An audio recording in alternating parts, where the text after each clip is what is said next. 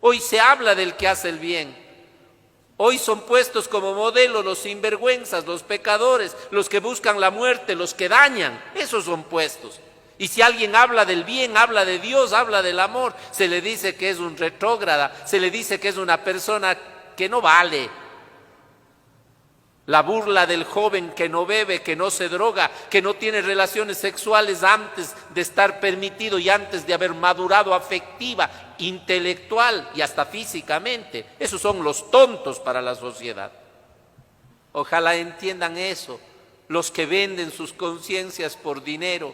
No te va a servir ese dinero de todas las mujeres que como médico hiciste abortar. No te va a servir ese dinero de todas las personas que mataste, ya sea con un arma porque te pagaron para hacerlo, ya sea con la droga, con el alcohol, con el escarnio social. No te va a servir. No te va a servir la plata que te llevaste de un país, de la gente que confió en ti. Un día esa conciencia te remorderá tanto que hubieras preferido morir. Ay de aquel que entrega al Hijo del Hombre, más le valiera nunca haber nacido. Ahí va a estar lo que robaste a tu familia, ahí va a estar lo que usuraste del pobre que acudió a ti con una necesidad. ¿De qué te va a servir la casa grande que tienes con la que te quedaste si ya no tienes hermanos, esposa, esposo, hijos que vengan a compartir contigo un fin de semana? ¿Eres alguien que se sienta a proclamar la vida, a defender la vida? ¿O eres alguien que se sienta solamente para proclamar la muerte? En la misma mesa del Maestro se sentaron los dos.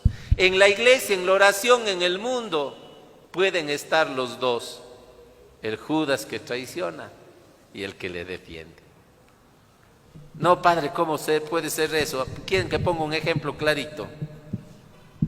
Cuando nos podíamos reunir en familia, y esto es la cosa más propia, y no está presente el hermano, y no está presente la cuñada, y no está presente la nuera, el suegro, y empezamos a hablar de esa otra persona, comiendo en la misma mesa, pero como hoy día no vino, no está todavía, y cuando llega callamos.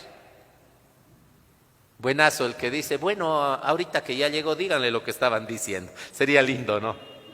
Imagínense, toditas las nueras que antes estaban hablando, y que el suegro se pare y diga, bueno, estaban hablando de aquí, de mi otra nuera, díganle de frente lo que estaban diciendo en su ausencia, porque el que come del plato a veces hace esto. Todas estas son traiciones. Como es traición también lo que hizo el pueblo. Le cambió a Judas a un asesino, a un ladrón, a un revoltoso, por un hombre bueno que solo había hecho el bien. Pero si eso lo seguimos haciendo. Cambias, hombre, y no me estoy refiriendo en esta vez que muchos elijamos a un sinvergüenza para que nos gobierne, lo hemos hecho tantos años, no me estoy refiriendo a nadie, me refiero a muchos de los que traicionaron al pueblo que les eligió. Entiendan clarito, no es a favor de uno, es a favor de todos los sinvergüenzas que hubieron y que vendrán. A ellos estoy diciendo, pero no me refiero solo a ellos, estoy refiriendo a los que hoy cambian, al Barrabás, al asesino. No al Judas, de antes dije Judas y nadie me corrigió. Al Barrabás, al asesino, al revoltoso, cambian por Jesús. Hoy también hay, y no me refiero a estos, me refiero a la gente que cambia la paz de su hogar por el Barrabás del cantinero y de sus amigos que le incitan al mal.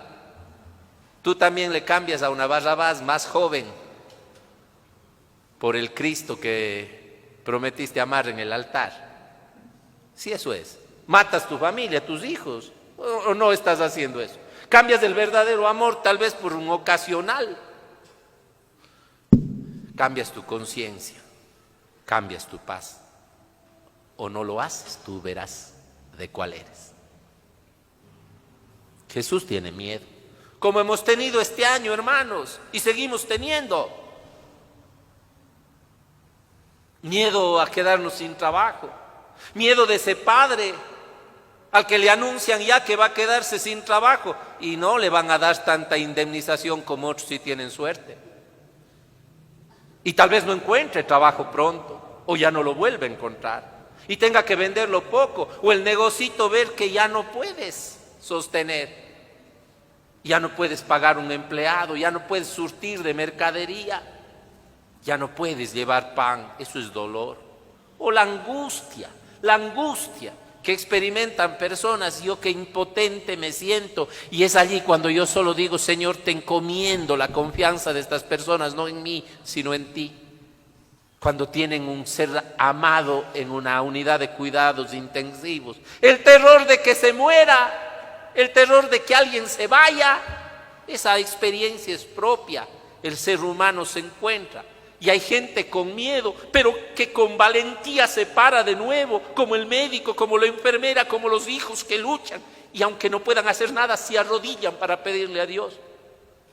Pero también hay los que meten miedo, los que hacen daño, los que condenan, los que no son capaces de condolerse con el miedo ajeno, los que siguen crucificando, los que siguen haciendo negociados con vacunas, los que siguen haciendo negociados con pruebas, los que siguen haciendo negociados con las camas, los que siguen negociando con la vida.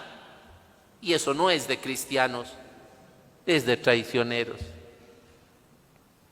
Y cuando traigo todo esto, es como para mostrar que Cristo, que es la presencia de Dios, por eso se hizo hombre, para identificarse con cada uno de nosotros. Pero Él sí tuvo un bando claro. Él no estuvo en el opresor, Él no estuvo en el que lastimaba, Él no estaba en el que se burlaba, Él no estaba en el que decía, bájate de la cruz, sálvate a ti mismo. Él era del otro grupo, del que prefirió entregarse y condenarse a sí mismo antes de condenar al otro. Aquel que prefirió salvar al ladrón, aquel que prefirió salvar al pecador, aquel que perdonó aún al que le atravesaba con los clavos, pero no hizo daño a nadie. Ese es Jesús, el Dios que está al lado del amor, de la justicia, de la verdad, y por eso la muerte no puede contra Él.